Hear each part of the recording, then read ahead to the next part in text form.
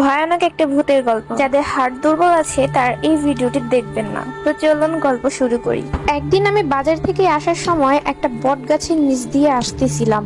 হঠাৎই দেখতে পেলাম বট গাছে একটা কালা ভূত নাচতেছে, আর তার হাতে ইয়া বড় একটা কলা ছোলাচ্ছে আর খাচ্ছে, আর গান গাইতেছে আমার দিকে তাকিয়ে তাকিয়ে। আমি কি এতই রাক্ষস নাকি যে কলা খাবো?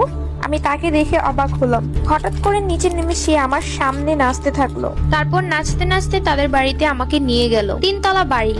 আমাকে 2 তলায় বসিয়ে ইয়া ভরা একটা তরমুজ খেতে দিল। তরমুজ খেতে খেতে হঠাৎই মনে পড়লো যে আরে আমি তো ভূতের বাড়িতে এসে পড়েছি। এ কথা মনে পড়তেই আমি তাড়াতাড়ি বাড়ি থেকে নেমে দৌড়ে আমাদের বাড়িতে চলে আসলাম। তখনও তরমুজটা আমার হাতেই ছিল। বাড়িতে এসে বিছানায় শুয়ে শুয়ে পুরোটা তরমুজ খেয়ে ফেললাম। ওমা, সকালে ঘুম ভেঙে সামনেই দেখি আম্মু বকা দিচ্ছে।